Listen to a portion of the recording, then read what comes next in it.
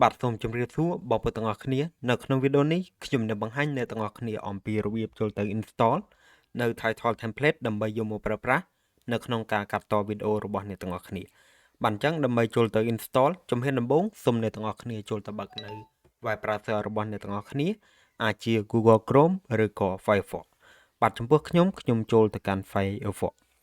បាទបន្តមកទៀតសូមអ្នកទាំងអស់គ្នាចូលទៅកាន់ website មួយដែលមានឈ្មោះថា KDE Store បាទសូមអ្នកទាំងអស់គ្នាចូលលើ link ដែលនៅខាងលើគេបាទបន្តមកទៀតសូមអ្នកទាំងអស់គ្នាចូលទៅ search category នៅទីនេះបាទដោយ search រក Kdenlive បាទបន្តមកទៀតសូមអ្នកទាំងអស់គ្នាចូលទៅកាន់ Kdenlive title templates នៅទីនេះ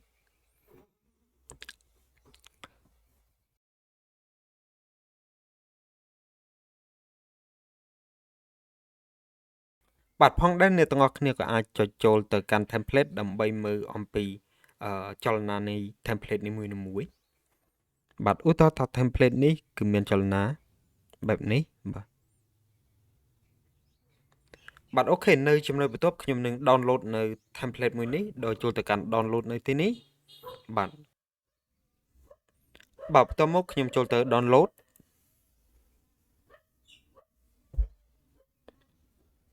អូខេខ្ញុំយក save file ហើយ click OK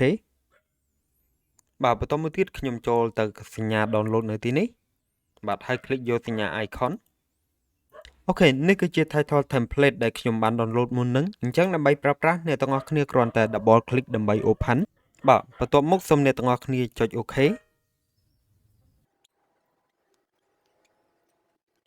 បាទគឺថា title template នេះគឺមាន animation បែបនេះអញ្ចឹងផងដែរអ្នកទាំងអស់គ្នាក៏អាចធ្វើការ custom នៅ title template នេះទៅជារបស់អ្នកទាំងអស់គ្នាបានផងដែរដោយអ្នកទាំងអស់គ្នាគ្រាន់តែ mouse ស្ដាំបាទចូលទៅកាន់ពាក្យថា clip in project bin បាទចំណុចដំបូងខ្ញុំនឹង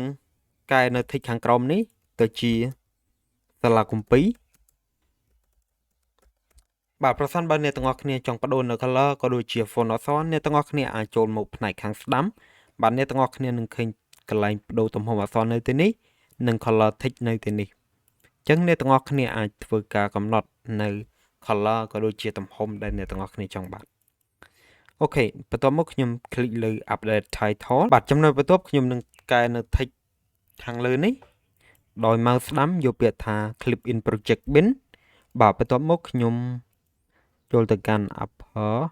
text បាទទីនេះខ្ញុំដាក់ថា welcome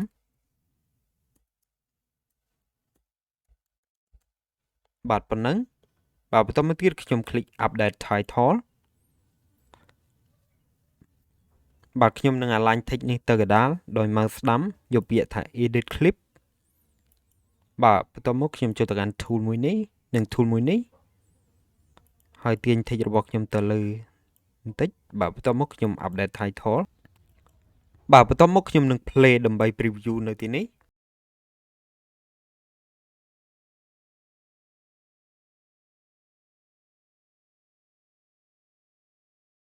អូខេបងប្អូនទាំងអស់គ្នាចំពោះវីដេអូដែលទាក់ទងនឹងការ install title template ខ្ញុំសូមបញ្ចប់តែប៉ុណ្នេះប្រសិនបើអ្នកទាំងអស់គ្នាមានចម្ងល់សូមធ្វើការ comment នៅខាងក្រោមវីដេអូហើយខ្ញុំនឹងជួបអ្នកទាំងអស់គ្នានៅវីដេអូក្រោយសូមអរគុណនិងសូមជម្រាបលា